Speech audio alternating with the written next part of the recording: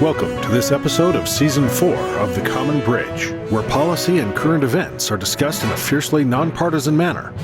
The host, Richard Helppie, is a philanthropist, entrepreneur, and political analyst who has reached over 3.5 million listeners, viewers, and readers around the world.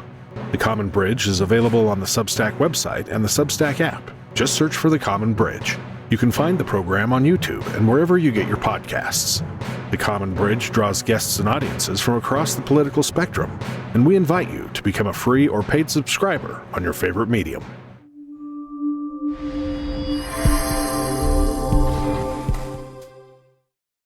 Welcome to the Common Bridge. Rich, it's great to have you back. It's the dead of summer around here, which is really cool.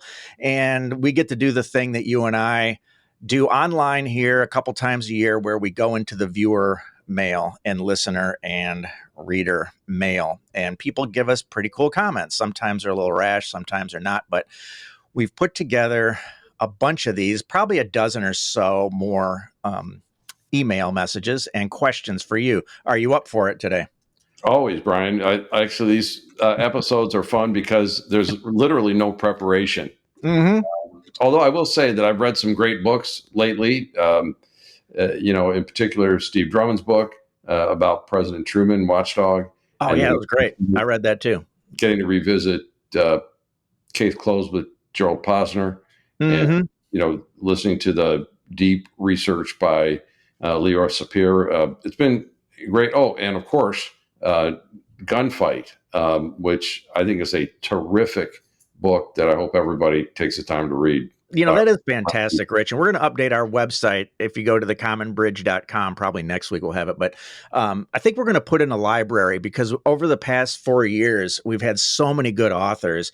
And I think we're going to make a library page that's our very own. And it'll link to Amazon or something. You can buy the books. But we've had way too many good authors not to have that. So our customers and our readers and our viewers and our listeners can take a look at it. But anyway, are you ready to take the first swipe at the mailbag today? Yep. Far away. Fantastic. All right. This is from George Trescott. Trescott. Yeah. Wow. Use his whole name. We got a couple use their whole name. All right. Anyway, it said Michigan law that passed the House would make it a crime to misgender someone. It's a $10,000 fine. And I think the possible jail term can be up to 5 years. I'm not sure if you heard this. I think you have. I thought you and I were texting about this. Tell the audience a little bit what it really is and answer George's question. What do you think about it? Well, it's passed the Michigan House, and it still has to get past the Michigan Senate, State Senate, which is also a Democrat majority. And then it would go to the governor's desk. Now, the governor hasn't said whether she's going to sign it or not, but all indications are that she would pretty much need to or find some flimsy reason for not signing the bill into law. But the thing, and so it adds a bunch of things that are kind of trying to define, I guess we can't make people feel uncomfortable anymore. And I have to tell you that I found it amusing because here in Michigan, if we say you guys, we could be referring to a group of women. That's just how we talk. Go in my backyard and say it about dogs. Hey, you guys, come on in. I mean, we just exactly. That's and I think that when Ohio State comes into Ann Arbor to play football, they're gonna have to arrest 100,000 people because of the epithets that are hurled there. So I think with this one, we just wait and see if it becomes law. It's more speech codification, and you couple this with the censoring, and you have to wonder where it all leads, said George Orwell and Rich Helppie and others, and Taibbi and others. So let's just wait and see what happens. But in this particular state, good luck enforcing that. So you think this is just being positioned to help our governor run more on a national level? Because this is compelled speech. There's really nothing quite like this where you have to say something. And if you don't say it the way it's written into law, you go in jail. That's crazy. Yeah. And it's our governor is really a tragic tale, frankly. How so? She started off, really kind of picking up where Rick Snyder left off with, I don't care who gets the credit. We're going to all work together. We're Michiganders. We know how to do that. And then she got in a little fight with Trump, and every cable network wanted to hear a little soundbite. She started thinking that was her job. And then she got carried away with executive orders during COVID. I mean, they were insane when you look at them. She kept saying she was going to follow the science and then never told us what the science was. And then, of course, the nadir of poor leadership tells 9 million Michiganders to stay home, not visit their elderly relatives while she travels to go see her elderly relative. But in any case, I think remember. tragic because she's being packaged for a national run, and she could be running on effective governing, and yet just what I've reiterated, and then in the lightly televised debates, she scoffed and said, "Well, what? Kids were out of school 3 months." And anybody watching that did a double take. Yeah. But anyway, she is being positioned, and if this is the best that her party has to offer, well, I hope that the other party or a third party or a fourth party comes up with something better. But yeah, we don't really feel like she's doing much here, but posturing and the like. I remember talking to you years ago, though, and out of the gate, you must be disappointed because out of the gate you had some hope for her. Right? Her first State of the State address was outstanding. Right tone, right messaging. She has party loyalties, don't they all? Sure. But it was really the right tone, and just this is again my view. She took a pivot when every cable group was calling her up and she was making a soundbite, because if you made a soundbite that was anti-President Trump, you could get on network. So she got stars in her eyes, is what you think. She got think. stars in her eyes, is what I see, and then forgot what her job is, and still seems to have forgotten what her job is. But, look, we're Michiganians. We'll get through this. There effectively is no Republican Party in Michigan anymore. Right. So, in fact, today, in the latest bout of crazy, they endorsed Donald Trump for president. This being the 12th of July, it's morally and politically incomprehensible act. Trump's not electable in a general election, period. And the guy, nobody wants this show back again. Okay. And if you look at the polls, that nobody wants to see Joe Biden in the Oval Office after his term, and nobody wants to see Donald Trump back. Yeah. Yet the Republican committee in Michigan makes the endorsement today. It's suicidal. But like you said, and your guest a couple of weeks ago, Brian Calley, said the Republican Party is dead in Michigan, and that's steeped in irony because, as we know, the Republican Party was founded in Jackson, Michigan. Indeed, and the Republican Party in recent years won landslides, made terrific progress across all fronts, economic, education, getting the city of Detroit turned around by bipartisan working with Governor Snyder and Mayor Duggan to get the bankruptcy through.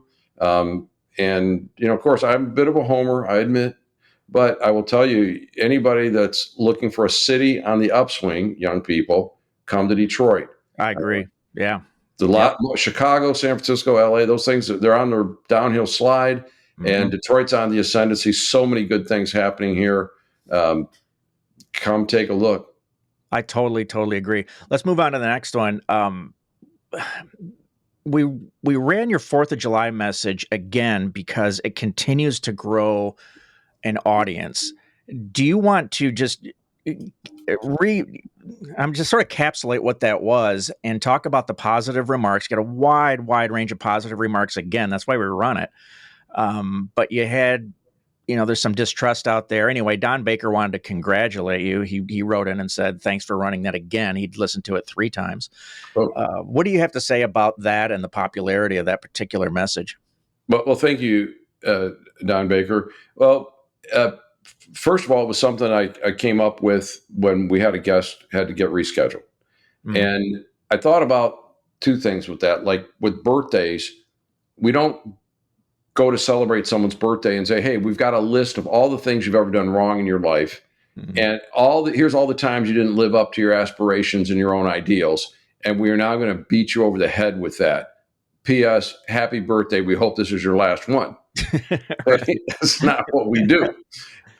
But people want to do that with the country, and we've not been a perfect country, and I talk about that. But the challenge is, if you were going to structure a country today from a clean sheet of paper, what would you do? And that to me is the challenge, and nobody's been able to come up with anything better. And one of the management constructs in management consulting is always it's structure, processes, and people. And our structure is actually really, really good. And nobody's come up with anything better. Processes, pretty good. The balance of powers, 3 co-equal branches, obviously works in that, ebbs and flows, the way a bill becomes law and the like. Processes are pretty good. Our problem today is people. And if you look back at, well, I'll use Harry Truman, that when you have a government that tries to control what they think the truth is, control the press, suppress the rights that are in the Constitution and the Bill of Rights, then you're in trouble. But the whole system breaks down if there are not people that are actually trying to morally and even-handedly uphold the Constitution. And so I probably need to write another one of these that says, all right, we've got the right structure, processes are working in progress, and we need better people in government, and we need better people in the media. Yeah. Period. I don't know how you get there, but you're totally right. With colleges, though, shutting down their J schools, so journalism almost as a degree doesn't exist anymore, and you just wonder what the heck. So and the journalists were supposed to be the watchdogs on the government, not the people that picked up the party line and propagated it. Mm-hmm. But they freely admitted that they were dropping that objectivity. They didn't see that as their role anymore. They see themselves as businesses that need readers, clicks, and eyeballs to sell advertising.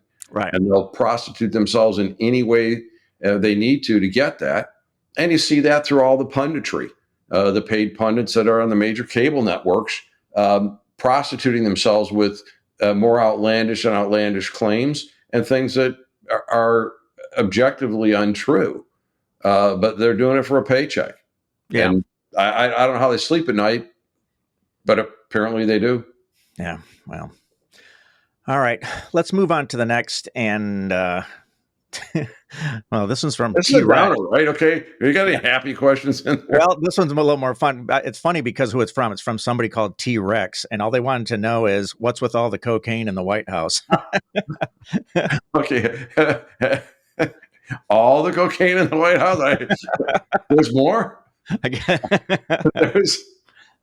I think there's more than they say there is. And I think the White House probably knows where it came from. Well, look, when this story broke, first of all, that the Secret Service said they found it on a sweep.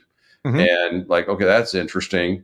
And immediately upon announcing that they had located this substance, they said, well, we're probably never going to know who did it. I'm thinking, well, that's given up pretty easily. Quickly, too. At first it was reported it was in the library. Nope, it was in a heavily trafficked area. And then, no, it's in a less trafficked area where the vice president's vehicle is parked and near the Situation Room. And nobody knows how it got there because, of course, there's no cameras there. And I'm being facetious, of course. I was going to say, isn't it the most filmed in video? Yeah, no visitors logs, no cameras, but we have no idea who did it. Oh boy! And so I find the situation painfully funny because it reflects poorly on the Biden White House. Therefore, it's not a story. And I don't care about Hunter Biden. The man's obviously had a lot of issues, but he's the key to how was his father involved as president and vice president in some of the things he was doing. Yeah. And P.S. who else in the White House is packing their nose? You know, look, somebody that has access to the Situation Room. Okay, you want them blowing a line inside the Situation Room? Yeah. I mean, that would be a situation, but I don't think that's the intent of the Situation Room. Oh, man. All right. This is from Bob Giles. I said Trump's been indicted in Florida for documents. Now he wants a delay. I think what Bob's asking, because that's a question, I wants a delay. I'm not sure where he's coming from other than, what do you think about that? Do you think this thing is going to happen after the elections? Do you think it'll happen before the elections or what? Well, if history's any guide, and I'm a pattern recognizer, right? I was a computer programmer. It's all about patterns. I ran companies. It's about what are the patterns, and as an investor, what are the patterns here? And it's the same story. Big headlines, big scandal. Okay, we've got him now. Donald Trump's the worst person on the planet. He doesn't help himself, by the way, with his behavior, because he actually helps make a case for that. But I'm talking about, back to the P tapes and the Russian investigation, and there was a line between the Trump Tower and the Russians, and on and on and on. And it's all the same thing. Basically, get the base excited, okay, leak information, and as it dies out, the baton's handed to the next one of those things.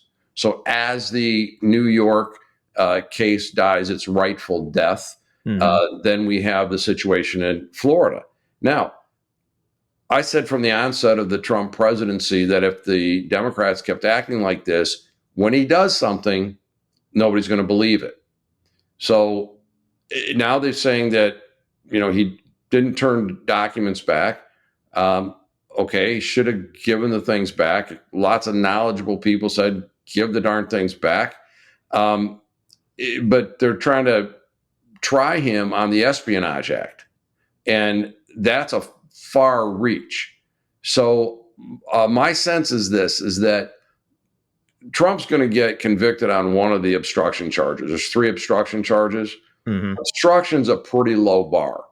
And almost anything can be obstruction that a reasonable person would say, yeah, I might have done that too. Oh, I didn't realize that was obstruction. Yeah. So I think he's going to get convicted of something. And then we're going to have a real dilemma because you've got, people that want to see Trump incarcerated, bankrupted, etc. Not because he took documents, but because of all these other things that it's already been proven he didn't do. Yeah. Right. Yeah. And if you go back, remember the New York Times, and I read every word of it. He was actually handed more money by his father, and it's insane. And anybody that understands accounting understands what a bad story that is. Yeah. That his CFO went to jail over the way that they entered some of their expenses. Okay, which is ridiculous. And now, this current case in New York where they took one act, repeated it 37 times. And, is it any surprise that Donald Trump maybe paid off a porn star? It doesn't surprise me. Yeah. Yeah.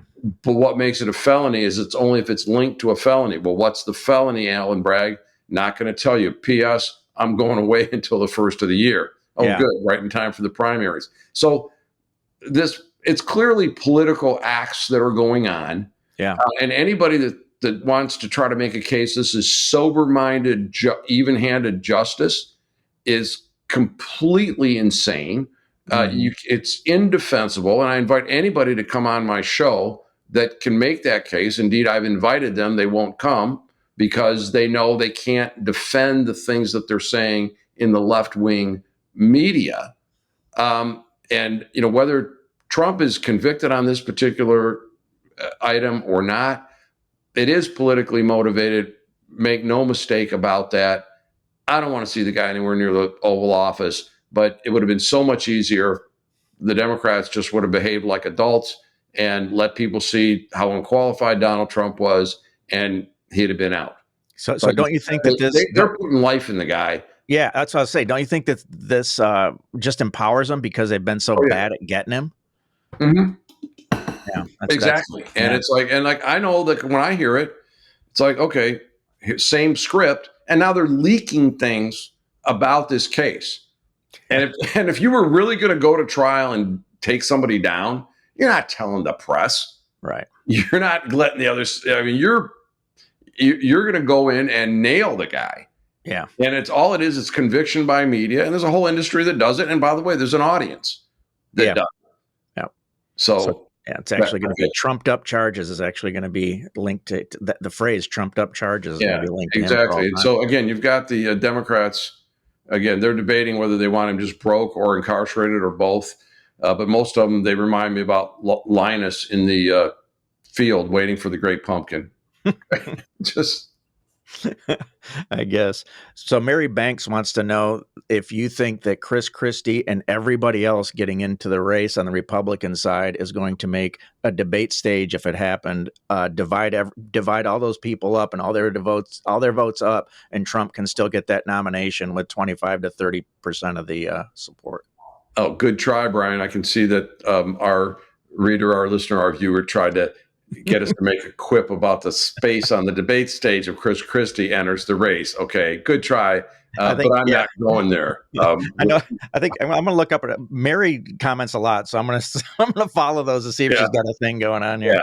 Yeah. Look, the good news, bad news is that other than Trump, the Republicans actually have some serious candidates, and that would make good presidents of the United States. And, Chris Christie is making his case. He ran a very difficult state in New Jersey. People can make, their own decisions whether he ran it well or not. But it is a state that is heavily unionized. There's a very strong Democratic Party there, and Chris Christie, was there.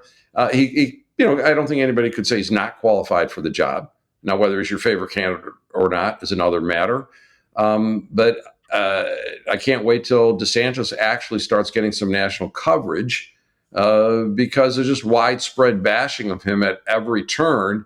And it's like, oh, I've seen this before. Or everything he says is going to get twisted.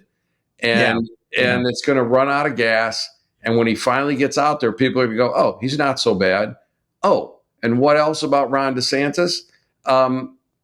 He just won an election in Florida that required a lot of Democratic voters. Okay. Mm-hmm. And he won by a very wide margin. So Floridians seem to be pretty happy with what he's doing.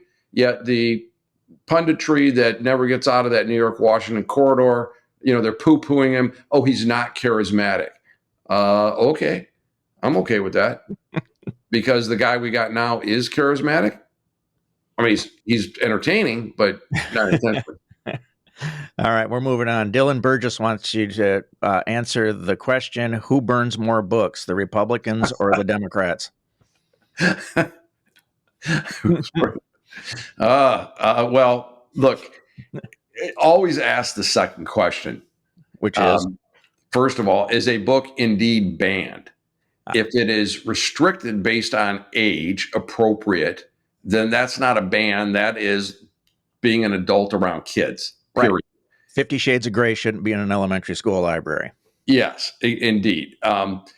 Is a great example. And I mean, there were great works that were opposed from the left, like To Kill a Mockingbird, which is a very thoughtful, iconic American book that exposed a blatant racism in the South. And that I think that should be must reading, or go sit on Broadway. But the Republicans have said there's books that don't belong there. And I asked, okay, what's the real thing? Are they, quote, banning books, burning books, or are they saying this is an age inappropriate book?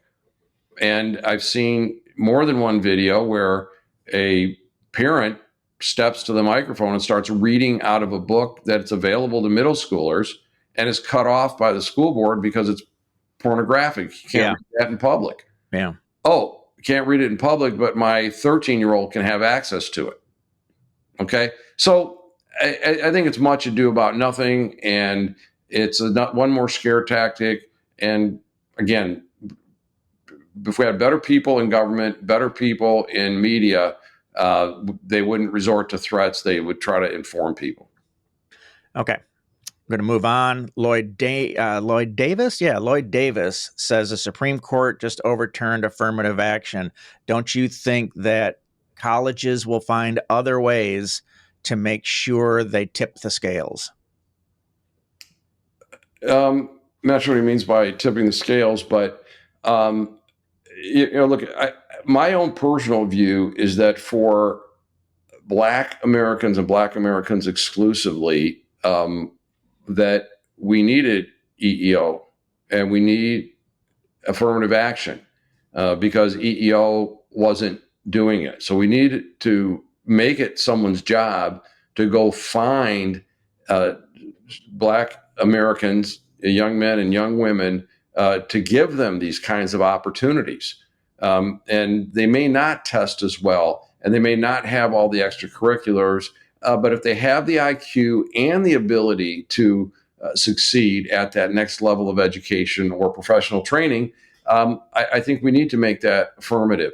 But I would draw the line right there in that, again, Black Americans are the only group that, where it was legal to own them, where we had to fight a civil war over it, where we had to pass the Civil Rights Act during my lifetime. And we need to recognize that. And maybe to a degree, women who also did not have full citizenship status, and stop. Every other group that came here on their own volition. They weren't dragged here because other tribes captured them and sent them off in slave ships. And 100% of them came here and were subject to ridicule and faced difficulties in assimilating. Indeed, I just read a letter from a great aunt of mine where my great grandfather, when he arrived in this country, only wanted to stay in his little town because they made fun of him for his accent and his attempt at English. And that was the life of immigrants. And while he had skills as a pharmacist in the homeland in Finland, he couldn't practice that trade, but he knew how to make shoes. So that's what they did. That's the story of immigration. And the other dilemma is that this notion of everybody that's got a different pigment in their skin is the same, or is, I think, revealed as false when you look at Asians, that Asians are outperforming the mean generally in terms of college admission standards. And a lot of the admissions rules are to try to not let there be too many Asians, which is discrimination of the worst kind. Sure. And then along that same line, where somehow they've lumped together Asian Americans and Pacific Islanders. And again, if you look at the history, and I've said this often, there's no love lost amongst those groups. Right. And so some white person someplace is saying, they're all kind of the same tone, so we're going to put them in a box over here. And it's insane. People need to get off this. What was the question? Let's just keep moving. Misha Maynor said her last sentence in dumping the Democratic Party was, "I will never apologize for being a Black woman with a mind of my own." Do you want to reflect on that? We've had several different people writing in about this. This is the woman in Georgia, if I'm not mistaken, represents an area in Atlanta. Mm-hmm. And so she's in the Georgia State House. And the hill that she said she would die on is going to be over school choice. And she's not going to give in to the political pressures if kids aren't getting an education. And again, I think it speaks to politics that this is a Black woman who makes no bones about the difficulties she's had as a Black woman in this society, but says, you know what, you're going to educate the kids versus give in to what she perceives as school boards and teachers unions that are unresponsive.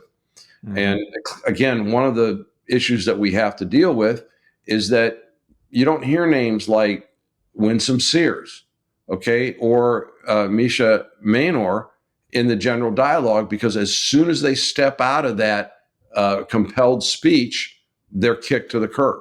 That's right. Okay. And yet they are, Black women who've done a lot, and by any measure, whatever race and gender that they would be, what their resumes are, things to envy. Yeah. So anyway, we should try to get Ms. Maynor on the show. I think she'd be a good guest. She would be, yeah. Yeah, we'll try to do that. You recently had Ryan Busey on the show. We are just talking about him earlier with the author. Do you want to talk a little bit about gun control? I know we've just covered it, so you don't have to go into huge depth, but anything you want to say about that? Well, I think those 2 episodes cover it pretty well. That we are making incremental change, which is good. We're not doing enough. We need to get to graduated licensing like we've got with everything else. And, and then again, it's just all the political posturing. And, I think it's crazy that we have this so-called constitutional carry, no limitations. Anybody can stick a gun in their pocket. Nuts. People open carry, like there's something wrong with you. Feel the need, you got to carry around a semi-automatic rifle with 30 rounds in it. Yeah. I mean, it's impractical. Mm-hmm. And equally on the other side of the political front, we've had California Governor Gavin Newsom saying, let's have a 28th Amendment. It's never going to happen. He knows it's never going to happen. I mean, the Equal Rights Amendment has been proposed for 100 years. First time in 1923. He's not getting a constitutional amendment, and he knows it. Right. But he's trying to posture in a run for presidency that will have nothing to do with the devastation in his own state and the exit of population. But that's politics today. Sure. Lewis Cooper writes that he was happy that student debt was canceled. Wanted to know what your thoughts were on the student debt cancellation overturning, where they stopped being able to do that. It was a Supreme Court ruling, wasn't it? So you can't. Yeah. I guess I don't know if he said his student debt was canceled or the cancellation was canceled. So this was only a down payment. It was like $10,000. Yeah. It was not constitutional. And this is yet again something right in front of us. The solution's real simple. Who got the money? And who got the money were colleges, universities, trade schools, and the financial institutions through which these loans pass, period. They defrauded vulnerable consumers that were told you need to get this degree in order to have a good life, knowing full well they were saddling the person with debt that couldn't be overcome. Mm-hmm. And never mind all the people that took out the loans and never went to school or didn't finish school. So anyway, the solution is real simple. Tax the colleges and universities, especially hit their endowments, use that money to pay off the student debt, and also, refund anybody that's graduated in a relevant period, the last 10 years, that managed to do it on their own or pay off their loans, refund them. Basically, it puts everything back where it was. And we move forward. And when we move forward, we use student debt just like any other consumer debt. Do you have the assets? Do you have the income, the ability to pay? And what will happen if you do that is that the college, universities, trade schools will need to figure out a way to be efficient enough to deliver their product, i.e. an education, at a price point that their consumers, that's the students, can afford. Seems simple to me. It is, and nobody wants to do it. It's a lot easier, and here's the sad part. It's a lot easier for in this case, the Democratic Party to say, we need to throw out the entire Supreme Court and get rid of that branch of government. Yeah. That's just insane. And again, I come back to the structure question. Yeah. And again, the right's done it too, right? Don't make no mistake. When it's been a liberal court, the right was screaming about legislating from the bench. Yeah. Okay. I agree. We're getting down to the end here. Got something from Keith Burgess, and Keith wanted to talk about Twitter. And if you think that what Elon's done with Twitter has been okay, and now that it has an upstart on the other side, another monopoly, and this time it's Threads, and it looks like Zuckerberg wants to do this, I don't know, to try to say it's going to be kinder out there. I don't know how he pulls that off. But anyway, Keith Burgess wants to know if you're going to be on both. He knows you're on Twitter. What do you think about the differences? And do you think that Elon Musk is doing it the right way? Is Elon Musk doing it the right way? Well, I don't know. I think there's a great opportunity, and I think he's made a lot of positive changes. And we need a public square, right? We need a town square. But the notion that these mega platforms can be influenced by our government about what the truth is patently insane. That it's the end of freedom. It is the end of democracy. And I've seen editorials written trying to justify the outright censorship. And this is right after we lived through COVID, where the censorship was shutting down factual stories by highly qualified people because they didn't like the conclusions they were reaching. That's right. And I did read Mark Zuckerberg says he's going to have what he calls a sane alternative that will have consumers now going to be under the watchful eye of the meta censors. Oh boy! And Zuckerberg, the same guy that allowed the current administration to censor what they were doing, that shut down the factual New York Post stories leading up to the election, where post-election people said, had that been a story, it would have changed how they voted. So what I think I see happening, and I don't like it, is I see splits. We have Twitter, which is more open. I know that my feed is more broad and not so left-wing weighted. Okay. And then I also am on a thing called Getter. And when they were kicking a lot of people off of Twitter, and there's not much activity there. Then you have Threads, which I've never been on, but they're basically promising, hey, we'll give you the censoring that you used to get on Twitter. Okay, so if you're on the you're in left the comfort side, of the government and Meta, come to us and we'll give you that censoring. And then we have the Truth Social, which I've never been on, the Trump product. I've never seen that. I got their version of this, and so it's kind of like cable news, right? We're going to have this group of people censored here, this group of people censored here, and another group censored over there, and people are going to have to pick which censor they want. And fact checking, that also got politicized. So again, I would encourage people that do actual research, that actually have original data, to make sure that their search engine optimization lets people get to their works. And if it doesn't, they need to be, raising holy hell at Google and other search engine companies to make sure that their works are getting presented in toto. I mean, the information's out there. It takes a lot of work to get to it. Sure. I agree. All right. Down to the very last letter in our mailbag, and it's from Bill Fisher. And he said, a long time ago, I used to hear it's the economy, stupid. What about the economy today? Well, the economy today is actually in pretty good shape at the consumer level. The big question is going to be this earnings season. Are people going to be accustomed to a higher multiple and buy more equities and fuel the stock market again? Or are they going to pull back and pick up the 4.5% to 5.5% they can get clipping coupons? But in the meantime, people have used up their COVID money and they're going back to work. And at the same time, you had people that couldn't spend their money because stores were closed and entertainment was closed and you couldn't travel.